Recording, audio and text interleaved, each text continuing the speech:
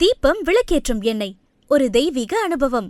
பக்தி கிளிட்ஸ் நேயர்களுக்கு அடியேன் உங்கள் சிவயோகி சிவசக்திமான் சுவாமிகள் வணக்கத்தை தெரிவித்துக் கொள்கிறேன். இந்த பதிவில் ஆடி மாதம் ஒன்றுலேருந்து 32 வரைக்கும் தான் விசேஷமான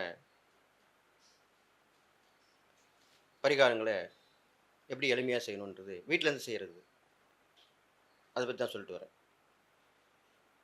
இன்று ஆடி 10ஆம் நாள் ஞாயிற்றுக்கிழமை வருகிறது. அதுவும் பிரதோஷம் நாளாக விளங்கப்படுகிறது. பிரதோஷம் அன்னைக்கு நம்ம என்ன பண்ணுவோம்? நந்தியையும் சிவபெருமானையும் வணங்கி வழிபடுவோம்.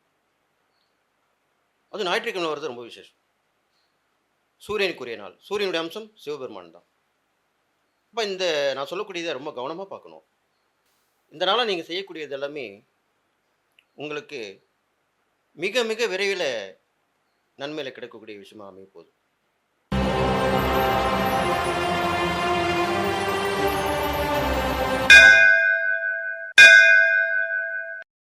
ஓம் குருப்யோ நம. நற்பவே நற்பவே நற்பவே. ஓம் காஞ்சிவாசாய வித்மகே சாந்தரூபாய தீமகே தன்னோ சந்திரசேகர பிரஜோதயாத். பகலாமுகி வித்மகே சம்பின் தன்னோ தேவி பிரஜோதயாத். ஆடி 10ஆம் நாள் ஞாயிற்றுக்கிழமை மாலை வேளையிலே பிரதோஷம் ஆரம்பிக்கப்படுகிறது. துவாதசி முடிந்து திரையோதசி என்ற பிரதோஷ நாளாக சொல்லப்படுகிறது. அதுவும் ஆடி மாதத்தில் வருது, ரொம்ப விசேஷமான விஷயம். பரிகாரங்களுக்கு ஏற்ற மாதமாக விளங்குகிறது. அதிகாலையில் எழுந்து, என்ன சாமி ஞாயிற்றுக்கிழமை தான் நாங்கள் ஒரு நாள் ரெஸ்ட் எடுக்கிறோம், நீங்கள் இன்றைக்கும் சீக்கிரமாக எழுந்து பண்ணுங்க அப்படின்னு சொன்னால் இது என்ன வகையில் நியாயமோ அப்படின்னு கேட்குறது எனக்கு புரியுது. இருந்தாலும் ஆடி மாதம் ஞாயிற்றுக்கிழமையிலே எல்லோருமே அவரவர்கள் அருகிலுள்ள கோயிலுக்கு சென்று வருவார்கள். அன்று வழிபாடு முக்கியம். ஆடி ஞாயிற்றுக்கிழமையிலே எல்லா அம்மன் கோயிலும் விசேஷம் நடத்தப்படும். முதல் வாரம், 2வது வாரம், 3வது வாரம், 4வது வாரம், சில வருடங்களிலே 5 வாரங்கள் கூட அமைந்துவிடும். அப்படி இருக்கும்போது கொஞ்சம் தியாக மனப்பான்மையோடு செயல்பட்டீர்களானால் நீங்கள் நல்லா இருக்க போறீங்க, உங்கள் குடும்பம் நல்லா இருக்க போகுது. இப்போ புரிஞ்சிருப்பீங்கன்னு நினைக்கிறேன். அதனால் அதிகாலையில் எழுந்து ஸ்நானம் செய்து வீட்டை சுத்தம் செய்து விளக்கேற்றி வழிபட்டு வர வேண்டும். பெரும்பாலும் சிவ குடும்பம் என்று சொல்லக்கூடிய சிவன், பார்வதி, விநாயகர், முருகர் இதுதான் பெரும்பாலும் வச்சுருப்பாங்க. எல்லார் வீட்லையுமே படங்கள். லிங்கம் வைத்துள்ள படம் ஒரு சில வீட்டில் தான் வச்சுருப்பாங்க. சிவனடியார்கள், சிவனை கும்பிடுபவர்கள், சிவனை குலதெய்வமாக வைத்து வணங்குபவர்கள், இவர்கள் தான் இந்த லிங்க வழிபாடு வச்சுருப்பாங்க. சின்ன சின்ன லிங்கம் கூட வச்சுருப்பாங்க வீட்டில், பொதுவாகவே எல்லாருமே. அப்பொழுது அது ஞாயிற்றுக்கிழமை அந்த பிரதோஷம் வரனால ரொம்ப ரொம்ப ரொம்ப விசேஷம். சூரியனுடைய அம்சமாக விளங்கக்கூடிய சிவனின் பரிபூர்ணமான அருள் கிடைக்கும்.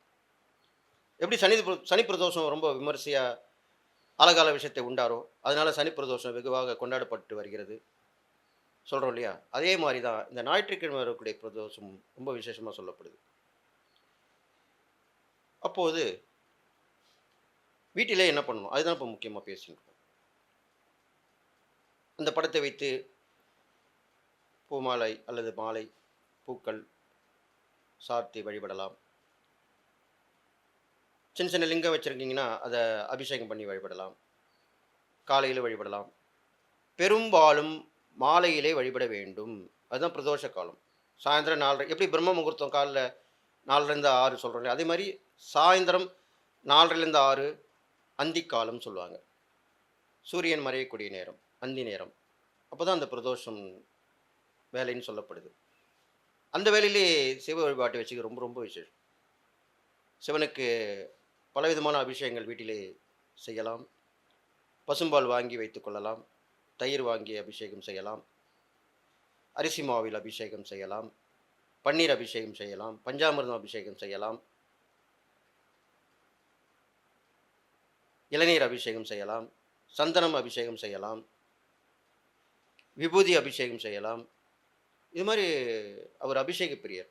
உங்களால் எந்த சக்திக்கு தகுந்த மாதிரி எவ்வளோ அபிஷேகம் பண்ண முடியும் பண்ணலாம். இதையெல்லாம் விட கரும்புச்சாறு, நான் பல்வேறு பதிவுல சொல்லிட்டு வரேன். கரும்புச்சாறு வாங்கி, சுத்தமான கரும்புச்சாறு வாங்கி, அதில் எந்த கலப்படமும் இருக்கக்கூடாது. நீங்கள் வீட்டில் அதை பண்ண முடியாது. வெளியில் கரும்பு சாறு கிடைக்கும். அது சுத்தமாக சொல்லி இது மாதிரி சுவாமிக்கு அபிஷேகத்துன்னு சொன்னீங்கன்னா, வெறும் கரும்பு சாறு மட்டும் பண்ணி கொடுப்பாங்க. அதில் எலுமிச்சம்பழம், இஞ்சி எல்லாம் சேர்க்க மாட்டாங்க. இது சேர்த்து தான் மக்களுக்கு கொடுப்பாங்க. ஆனால் இது சேர்க்காம வெறும் கரும்பு சாறு மட்டும் வாங்கிக்கணும். சுத்தமாக இருக்கணும். அது வடிகட்டணும். அதில் அபிஷேகம் செய்யலாம். பெரும்பாலும் இந்த ஆலயத்தை சென்று கொடுப்பது ரொம்ப விசேஷம். நீங்கள் அன்றைய தினம் ஆடி மாதம் இருப்பதால் வீட்டிலே செய்யக்கூடிய எளிய பரிகாரம் என்ற வகையிலே இந்த கரும்புச்சாறு அபிஷேகம் செய்தால் முடியாத விஷயங்கள் முடியும், நடக்காத விஷயங்கள் நடக்கும். உங்களுடைய கர்மாக்கள் கூட கரையும். கர்மாவை கரைப்பதிலே சிவபெருமானுக்கு நிகர் சிவபெருமான் தான். வரம் கொடுப்பதிலே அவர் தானே. இது மாதிரி செஞ்சு வந்தீங்கன்னாக்கா அந்த அபிஷேகம் செய்வித்து தூபதீபம் காட்டி வழிபட்டு வரலாம். எப்பயுமே லிங்கம் வச்சு வழிபட்டிங்கன்னா சின்ன நந்தி ஒன்று இருக்கணும், கண்டிப்பாக இருக்கும். அதற்கும் முதல்ல அபிஷேகம் பண்ணி நந்திக்கு அருகம்புல் சாத்தி, பூ சாத்தி, சிவலிங்கத்திற்கு எல்லாம் பண்ணி எல்லாம் முடிச்சுட்டு நீங்கள் வீட்டில் தான் வெளியே கோயிலில் தான் போயிட்டு நந்திக்கிட்ட எல்லாம் முடிச்சுட்டு பிரதோஷ காலத்தில் நந்திக்கிட்ட ஒரு கை மூடி வலது காது மூடி இடது காதில் சொல்லுவாங்க. அதையே நீங்கள் வீட்டிலும் செய்யலாம். அதில் என்ன தவறு இருக்கிறது? வீட்டில் இருப்பது சின்ன நந்தியாக இருக்கும், அவ்வளோதான். அது என்ன செய்ய வேண்டும்? உங்கள் கைகளிலே, வலது கைகளிலே சுத்தம் செய்வித்து அந்த கைகளிலே தாங்கி அதன் காதிலே சொல்லலாம். தவறில்லை. கோயிலில் சொல்கிறது கொஞ்சம் கஷ்டமாக இருக்கும், சத்தம் போட்டு சொல்ல மாட்டீங்க. இதில் வீட்டில் சத்தம் போட்டு கூட சொல்லலாம், தப்பு கிடையாது. உங்கள் கோரிக்கையை சொல்ல வேண்டும். எப்பவுமே நந்தி சிவனை பார்த்துக்கிட்டு தான் இருப்பார். அதுதான் குறுக்க நம்ம யாராவது போனோம்னா, குறுக்க யாராவது வந்துட்டாங்கண்ணா, நான் நந்தி மாதிரி குறுக்க வந்துட்டேன், இல்லை குறுக்க நின்னாங்கண்ணா, ஏன் குறுக்க நந்தி மாதிரி நிற்கிற, இப்படி தான் சொல்லுவாங்க. நம்ம கேட்டிருப்போம், பார்த்துருப்போம். அப்போ அந்த நந்தியின் காதிலே உங்கள் கோரிக்கையை நல்லா கேட்டுங்க. ஏதாவது ஒரு கோரிக்கை தான். எப்பவுமே சாமிகிட்ட வரம் கேட்குறதோ கோரிக்கை வைக்கிறதுமே ஏதேனும் ஒன்று தான். அது முடிஞ்ச பிறகு தான் அடுத்தது. ஒரே நேரத்தில் எல்லா கோரிக்கையும் வைக்கக்கூடாது, ஒரே நேரத்தில் எல்லா வரமும் கேட்கக்கூடாது. அந்த காலத்தில் கூட புராண கதைகளை பார்த்தீர்களானால் ஒரு வரம் கேட்பார்கள், 3 வரம் கேட்பார்கள். அது அப்போ உண்மையாக இருந்தாங்க, நேர்மையாக இருந்தாங்க, சத்தியமாக இருந்தாங்க. அதனால் 1, 2, 3 வரைக்குமே வரம் கேட்டு வரம் பெற்று பலனடைந்தவர்களாக உண்டு.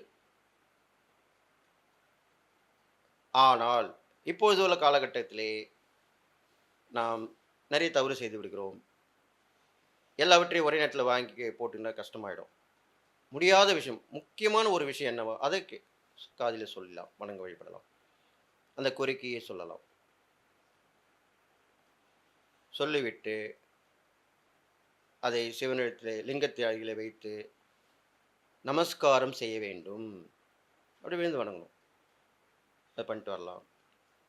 இதுக்கப்புறம் கோயிலுக்கு போயிட்டு வழிபட்டு வரலாம். வீட்டில் சீக்கிரமாக நீங்கள் பண்ணிடுவீங்க, கோயிலில் லேட் ஆகும். அதனால் சீக்கிரமாக அந்த 4:30, 6லேருந்து ஒரு 1/2 மணி நேரத்தில் நீங்கள் முடிச்சிடலாம். முடிச்சுட்டு நேராக நீங்கள் கோயிலுக்கு போயிடலாம். போயிட்டு அங்கே பார்க்க வேண்டியதெல்லாம் பார்த்துட்டு, எப்பொழுதுமே ஒன்று தெரிந்து கொள்ளுங்கள், கோவிலிலே எந்த தெய்வங்களுக்கும் அபிஷேகம் நீங்கள் பார்த்து விட்டால், அபிஷேகம் முடிஞ்சு ஆராதனை காட்டுறதுக்கு லேட் ஆகும்.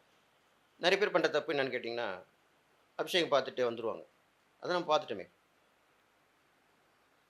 இது அவர்கள் போய் சொல்லி குற்றம் இல்லை. ஏதோ முக்கியமாக வேலை இருக்கும், அது இருக்கும், இது இருக்கும், ஏதாவது சொல்லலாம். இருந்தாலும் நம்மளுக்கு முடியாத விஷயங்கள் நடக்கணும், பிரச்சனை பெருசாக இருக்குது. அப்படி என்றால் நீங்கள் அபிஷேகம் முழுவதும் பார்த்தீர்கள் என்றால் ஆராதனையும் பார்த்து விட்டு வர வேண்டும். அதான் ஆராதனை அலங்காரம் சொல்லுவாங்க. சிவனுக்கு வஸ்திரம் சாத்தி, அது எந்த தெய்வமாக இருந்தாலும் சரி, அபிஷேகம் முடிச்சிட்டா அதுக்கப்புறம் ஆராதனை பார்த்து விட்டு வந்தால்தான் அது முழு வழிபாடாக சொல்லப்படுகிறது. அப்போ இவ்வளோ விஷயம் இருக்குது பிரதோஷ அன்னைக்கு. இதெல்லாம் பண்ணிவிட்டு வெயிலில் கோயில் விட்டு வெளியே வரும்போது தான தர்மம் செய்து வர வேண்டும். இதுதான் முக்கியமான விஷயம். நிறைய பேர் சந்தேகம் இருக்கும். கோயில் போகும்போது தானே தான தர்மம் பண்ணணும். வரும்போது எப்படி தரணும்? பரிகாரத்திற்கு கோயிலுக்கு போய்விட்டு வரும்போது செய்தால் தான் பலிக்கும். இதுதான் நிதர்சனமான உண்மை. நம்ம தியாகம் பண்ற மாரி தான். நம்ம கோயிலுக்கு சாமி கும்பிட்டு வந்துட்டோம். அதோட நம்ம போணும் அப்படின்னு நினைக்கக்கூடாது. எப்படி நம்ம பிரசாதம் வந்து கோயில்ல குடுக்கறத நம்ம மட்டும் சாப்பிடணும்னு நினைக்கிறோம். மத்தவங்களுக்கும் குடுக்கலாம். அதிகமாயிட்டா குடுக்கலாம், தப்பு இல்ல. கோயிலுக்கு வெளியே உட்கார்ந்துருக்காங்களே, அவங்களுக்கு கூட குடுக்கலாம். தப்பு கிடையாது பிரசாதம். அதே மாரி தான தர்மமும் செஞ்சுட்டு வரலாம். இப்படி செய்து வந்தீர்களானால், அதுவும் அந்த பிரதோஷம் ஆடி மாசத்துல வந்திருக்கு, ஞாயித்துக்கிழமை வந்திருக்கு. சிவனின் பரிபூர்ண அருள் கிடைத்து, நந்தி தேவனுடைய அருளும் கிடைத்து, நீங்கள் எல்லா நலமும் பெற்று வாழ்வீங்கன்னு வாழ்த்தி விடைபெறுகிறேன். நன்றி, வணக்கம்.